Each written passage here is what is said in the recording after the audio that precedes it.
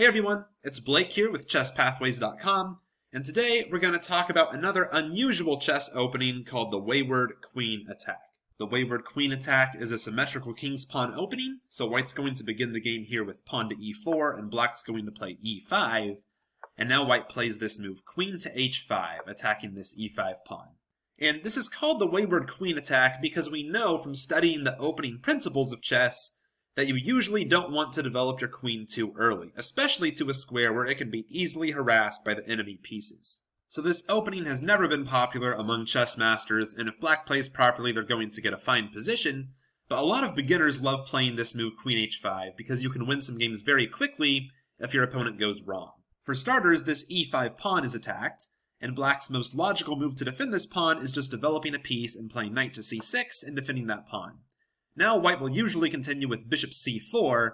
This is kind of their main idea in this opening, to target this weak f7 square, and white gets to threaten checkmate as early as move 4, with queen takes f7 checkmate next turn if black doesn't do something about it. Again, that's something a lot of beginners might fall for, but if you simply ask the question, what's my opponent threatening in this position and how do I stop it, it should be easy for black to find a way to defend this f7 pawn. Black's most popular move here is g6, just attacking that queen, defending f7, and opening a line of development here for the bishop to g7 possibly. And white's most natural move is to play queen f3, once again threatening checkmate here on f7. But again, a careful black player can avoid this. Black can play knight f6, once again defending f7 and just developing yet another piece. And if white's really persistent here on attacking this f7 square, white could play queen to b3 now, once again having two attackers here on this f7 square. But now white's moving this queen way too much in the opening, and black can actually make white pay here. Go ahead and pause the video if you want to think about what black could play in this position. Okay, black could certainly just play a move like queen to e7, just defending the f7 pawn, and then next turn black could think about playing knight to d4 or knight a5 possibly. That's one way to play, but black actually can ignore this threat to the f7 pawn. Now that it's the bishop kind of taking the lead here and not the queen, it's not going to be checkmate. And black can actually play knight d4 right away, attacking the queen, threatening knight takes c2 with a fork.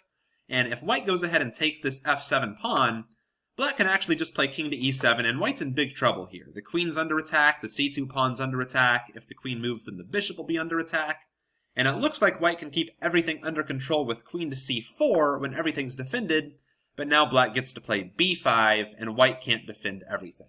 White's actually completely lost in this position. After, for example, queen d3, king takes f7, black's up a whole piece, and white really has no compensation at all for it.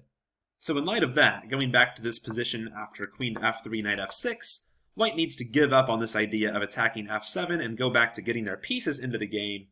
White could play here knight e2, just finishing up their kingside development and getting ready to castle. And now after, for example, bishop g7, knight b to c3, castle, castle, d6, d3, we end up with a roughly equal position.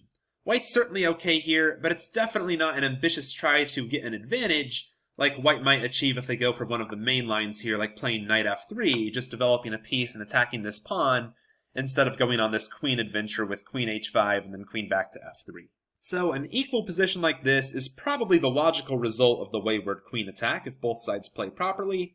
But now let's go back and look at some of the traps black can fall for that make this a popular option for beginners to use as white.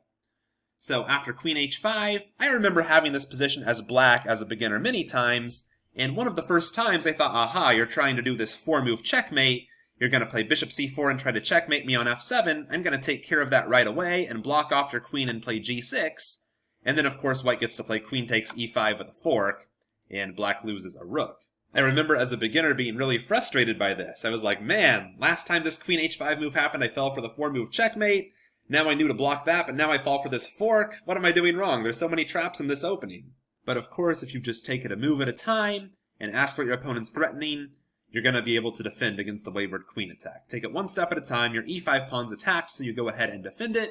Now after bishop c4, now you can play g6, and black's totally fine here. Another thing I've seen beginners do in this position is they just play knight f6. I guess they just get excited to attack this queen. Of course, missing that queen takes f7 is now checkmate because of the bishop on c4. All in all, I would not recommend playing the Wayward Queen Attack with white. Even if your opponent's a beginner and you think you might win a very fast game by choosing this opening, you have to remember that if your opponent's going to fall for the 4-move checkmate, you're probably going to beat them anyways, and I would argue it's better to get practice playing logical, sound opening moves like knight to f3 that are going to serve you well for your whole chess career than trying to play for opening traps with an inferior move like queen to h5.